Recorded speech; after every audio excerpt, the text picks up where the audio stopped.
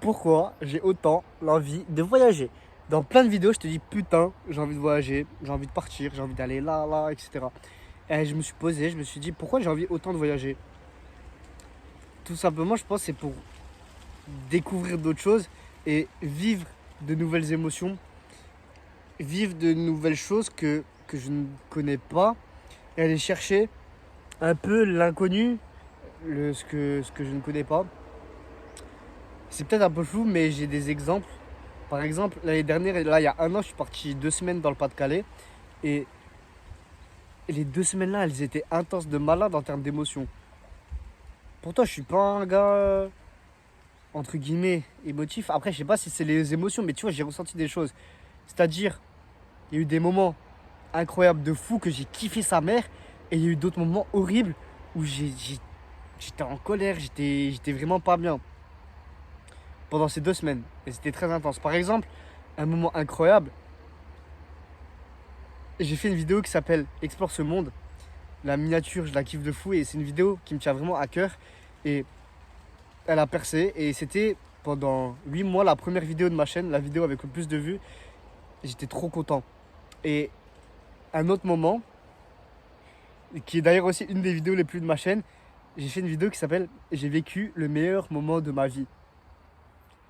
Est-ce que j'ai besoin de parler? Est-ce que j'ai besoin de parler? Tout simplement, c'était un moment incroyable dans lequel j'ai vécu des émotions fortes, positives, hein, mais très fortes. Et j'ai kiffé sa mère. Tout simplement, en gros, c'était pas, même pas un truc de fou, c'est juste que je suis allé courir. Mais la course, elle était incroyable.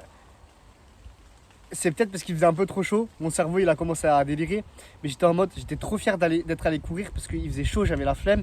Finalement, j'étais quand même allé et cette course-là, elle me reste en tête. C'est pas juste que je suis allé courir, j'étais fatigué, etc. C'est pendant que je courais, je me parlais à moi-même à voix haute.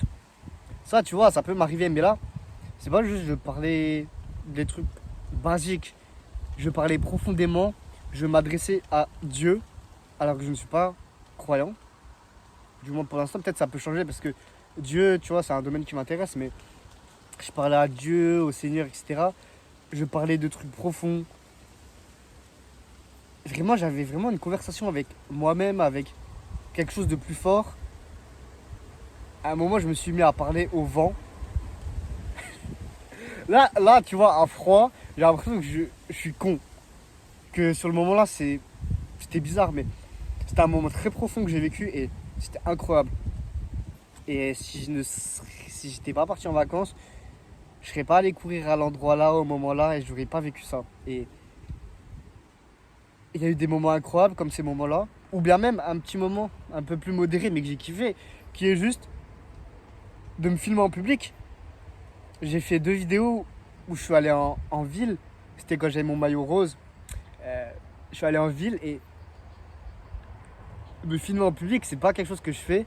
Et même si maintenant, tu vois, je l'ai fait 2, 3 fois vite fait, là, c'était la toute première fois que vraiment je me filmais avec des gens autour, des gens qui pouvaient me voir, des gens qui pouvaient m'entendre. Et j'étais fier de fou, tu vois, j'étais dans la vibe vacances incroyable. Et même le fait, j'étais trop content. Je suis allé parler aux gens, à des gens, des inconnus. Alors que c'est quelque chose que je fais jamais. Et vraiment, j'étais dans un mood positif de fou. Mais il y a eu aussi des moments négatifs. Il y a eu des moments négatifs. Et par exemple, à un moment, je me suis embrouillé avec un gars. Tu vois, je suis pas quelqu'un qui m'embrouille. Enfin, c'est le gars, il m'a embrouillé, il voulait tout le temps être avec moi. Alors qu'il y avait des moments, moi, je voulais être sans lui, tu vois, je voulais être seul, tranquille. Il y a eu ça. Et il y a eu par exemple un autre moment où, ouais, c'était la deuxième semaine, j'avais des potes, ils avaient des puffs. Et surtout, ouais, j'avais une pote. Tout le temps, je prenais sa puff, tout le temps, je tirais dessus. Et ça mettait, tu vois, dans un mauvais mood. Parce que forcément, tu vois, t'es dans la puff. C'est pas des produits qui sont sains, tu vois. Heureusement, j'en ai jamais acheté. Je suis fier. Mais, tu vois, il y a des moments, tu vois, j'ai des potes, ils ont des puffs, ouais, je tire dessus. Enfin, surtout à l'époque là, tu vois, maintenant c'est bon, mais à l'époque là, j'étais dans ça. Et la deuxième semaine, ça m'avait cassé un peu le mood, tu vois. J'étais en mode, ah, je tire tout le temps, je prenais sa puff à la meuf, tu vois. C'était pas fou. Et après, il y a eu d'autres choses aussi, tu vois, qui m'ont mis dans un mauvais mood. Dans un très mauvais mood, même. Mais en gros, c'est ça. J'ai kiffé l'expérience des vacances, du voyage. Ça m'a fait voir de nouvelles choses, ça m'a fait vivre beaucoup d'émotions et ça change de là où je connais les endroits, où je connais les gens, où je sais ce qui va se passer. Oui, il peut m'arriver des aventures, etc. Là, par exemple, je kiffe. Je vais te montrer à la fin de la vidéo. Mais j'ai découvert une petite cabane, un petit endroit. Je kiffe, tu vois. Euh, Ça fait plaisir. Mais le fait de partir, ça décuple les choses, tu vois. Tu es dans un nouvel environnement. J'ai l'impression que t'oses plus de choses. J'ose plus m'ouvrir aux gens. J'ose plus. Parce que je sais que ça va pas revenir. C'est-à-dire, je suis là en voyage. Ça dure un certain temps. Après, j'y serai plus. Oui, je peux y revenir, tu vois. Mais ça demande de l'argent, du temps, de l'investissement. Par exemple, j'étais en voyage un week-end à Strasbourg. J'ai kiffé de fou. Je ne savais pas ce qui allait se passer. Et même si ma grand-mère finalement m'a beaucoup déconseillé d'y aller parce que c'était un peu un truc de dernière minute. J'étais pas bien préparé à courir parce que je suis allé courir un semi-marathon pendant ce week-end. Première fois que je partais tout seul comme ça, j'ai pris le train tout seul, j'ai dormi dans un hôtel tout seul, j'ai mangé tout seul au resto, enfin dans un burger. J'ai kiffé sa mère. J'ai eu des wesh, mon papy m'appelle, mais papy, pas tout de suite. J'ai eu des réactions auxquelles je ne m'attendais pas, j'ai vécu des choses auxquelles je ne m'attendais pas. Je me suis perdu, je me suis trompé de bus, je me suis perdu, mais j'ai kiffé. J'ai kiffé. Et par exemple, pour prendre un plus petit exemple, c'était l'année dernière en terminale, en fin de terminale, il y a un peu plus d'1 an. J'avais une pause entre 11h et 13h30. J'ai dit à ma mère, ouais, je vais manger avec des potes. Et finalement, je suis parti tout seul en vélo. Aller courir, je suis allé courir en forêt en vélo dans une forêt à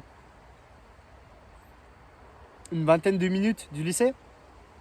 Je suis parti, je suis allé courir. Ensuite, j'ai mangé.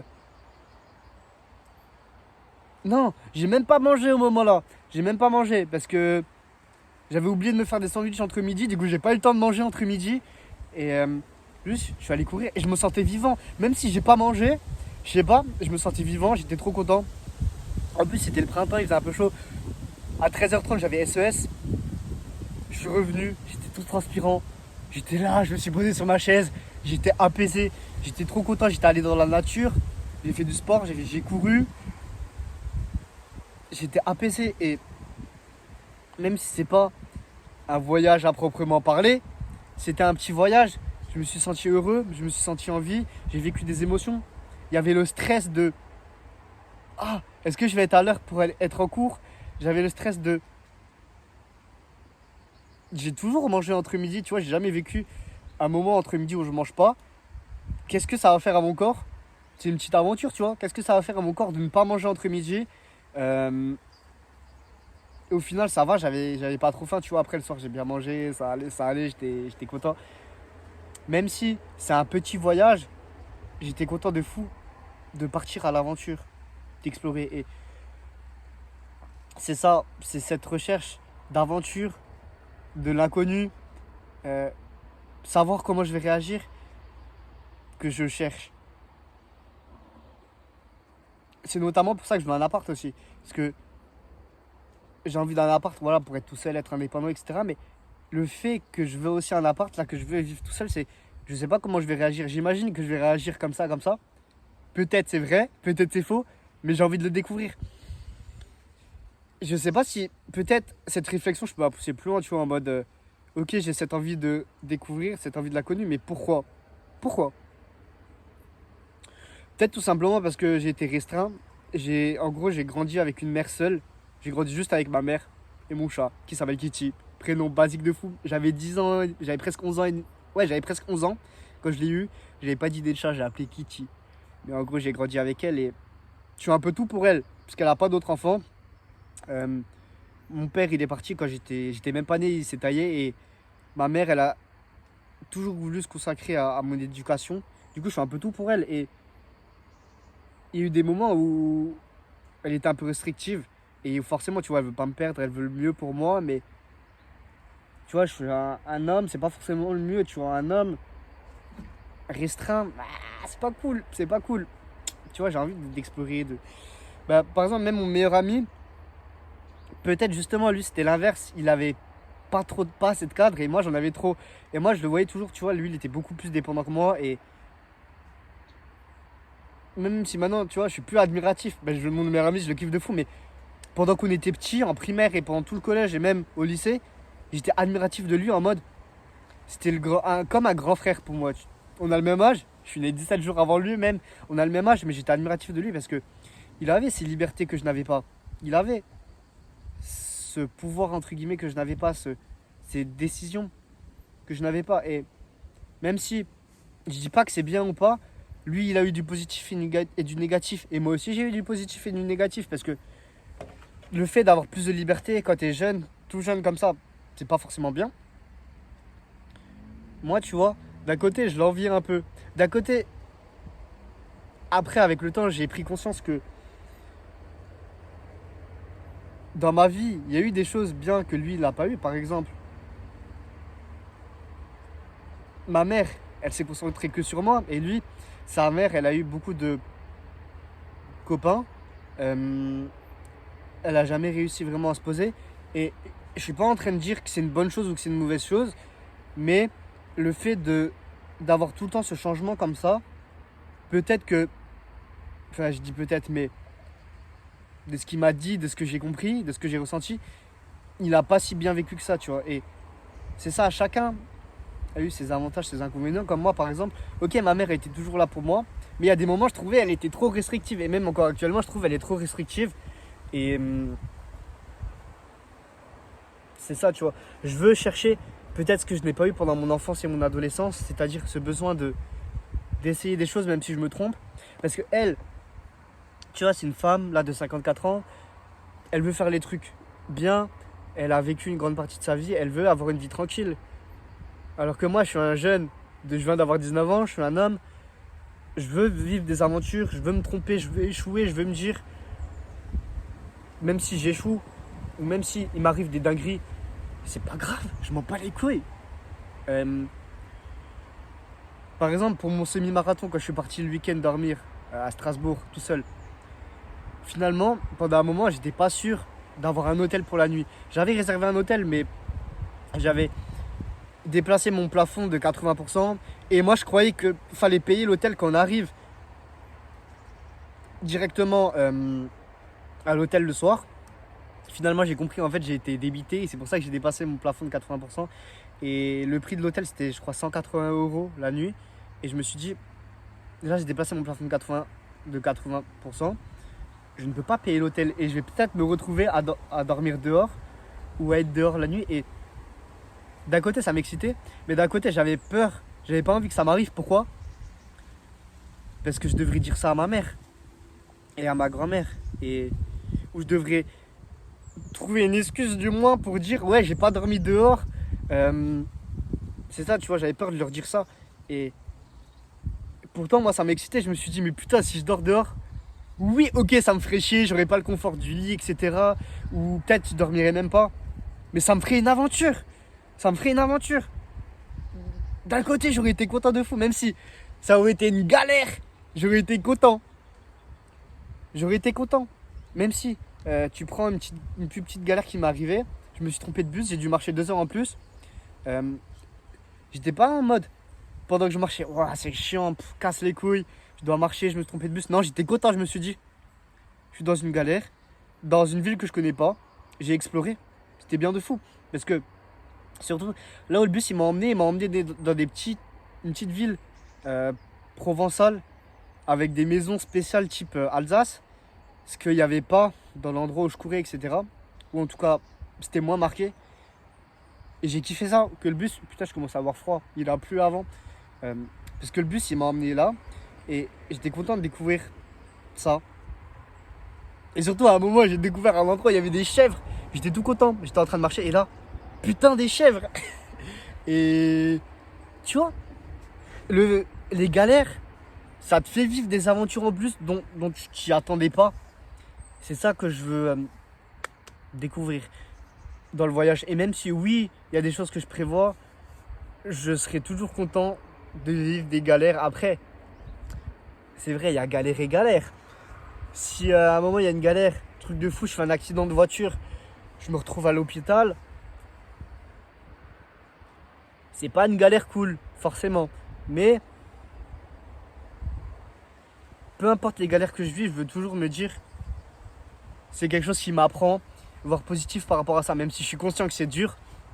Par exemple, il y a un youtubeur qui s'appelle Michal. Michal. Ça s'écrit Michal. Là, il a eu une galère, lui, où il doit être plâtré en béquille. Et il a dit, là, j'ai plein d'opportunités, etc. Et là, ça me met un frein dans ma vie. Et il dit justement, faut pas que je vois ça négativement, faut pas que je vois ça comme un frein. Faut que je me dise, c'est une épreuve de Dieu. Lui est des croyants. C'est une épreuve de Dieu, c'est pour m'endurcir, c'est pour apprendre. Et moi, je veux jamais perdre cette mentale-là de qu'il y a une galère qui m'arrive, c'est pour apprendre. Faut que je vois ça en mode positif, tu vois. De toute façon, c'est ma philosophie de vie, voir positif. Peu importe ce qui m'arrive, je me prends pas la tête. Je me dis, je vois positif, même s'il y a des moments, ça peut être dur. Je me dis, je vois positif et kiffe ta vie. C'est pour ça, je te le répète à la fin de chaque vidéo.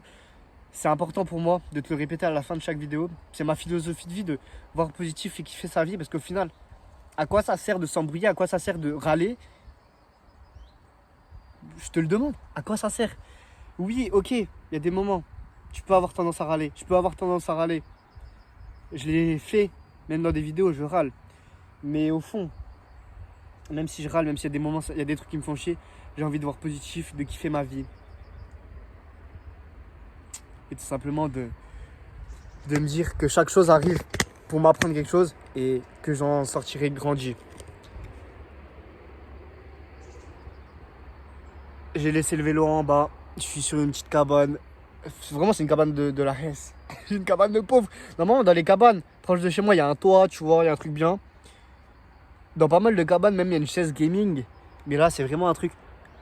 Tu peux limite t'asseoir à deux. Et encore, si le gars, s'il y a un des deux gars, il est gros, ça passe pas.